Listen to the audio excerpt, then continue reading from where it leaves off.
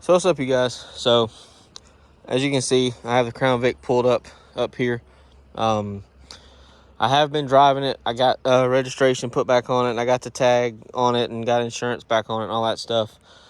And there was a fiasco getting a tag, but I'm not really going to bore y'all with that stuff. But anyway, I got it, driving again just because I missed driving it. The first couple of days I was driving it, it drove perfectly fine.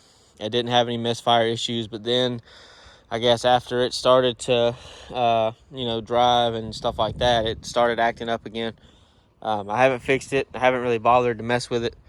But I did do some stuff, which probably isn't stuff I needed to do, but it's stuff I wanted to do. So I put the subs in the car. I put them back in there. It didn't take me that long to hook them up because I already have wires ran for it. For those that watch my videos on a regular basis, I already know that.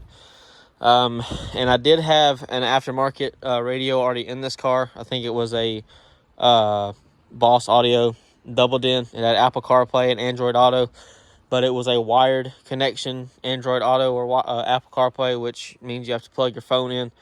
And I had a wireless Apple CarPlay doubled in the Yukon, and I kept that because I kept the audio and stuff like that when I traded the Yukon in.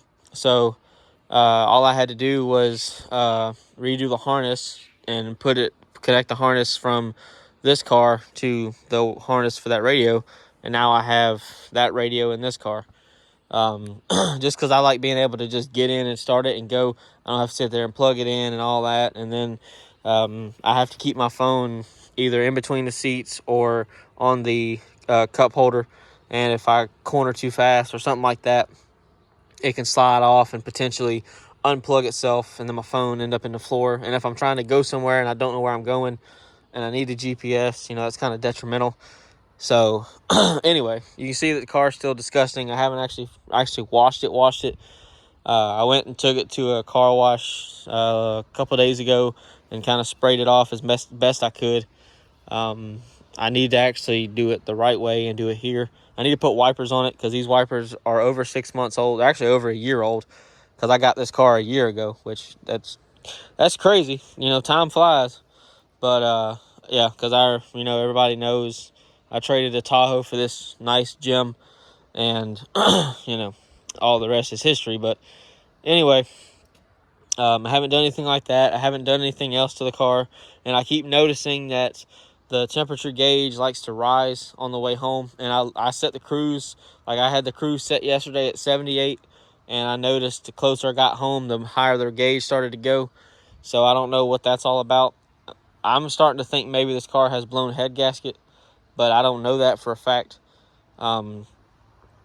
There's ways to test it. I don't have ways to test it. If that is the case, then at some point it'll have to be done. Excuse me. I won't be the person doing it.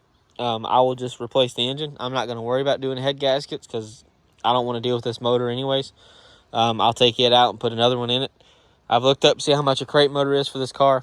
I don't know if I'll go that route. I don't know if I'd want to buy a used one either because I don't like the modular motors. I can't stand them. I hate them. I'd like to put an LS in this car, but that's a lot of fabrication and a lot of time and a lot of money that I don't have. I have the time, don't have the money. Don't have the fabrication skills. I'd have to source a lot of stuff. I'm sure I'd have to source a pedal because I'd want to drive by cable or drive by wire, not drive by cable, which this car is drive by cable just because it's a 2003. I think 04 and up, they might have been drive by wire. I can't remember. It's whenever they changed the steering wheels and stuff and the gauges is when they started to do the electronic throttle bodies. Anyways, I'd have to buy a transmission and engine, all that stuff, get the drive shaft shortened or lengthened, all that nice jazz. So a lot of stuff goes into that, and that's not something I want to undertake. I can't undertake it because, as I said, don't have the money for that. So I have to start small and see where I can go with it. I was going to bring stuff home to work on the car, but as you can see, it's really shitty out here, and the past day or two, it'll stop raining for a little while, and then it'll start raining again, and then it'll mist a little bit. It'll mist and rain long enough to get the road and everything wet, and it just keeps everything wet. and I don't want to work in that.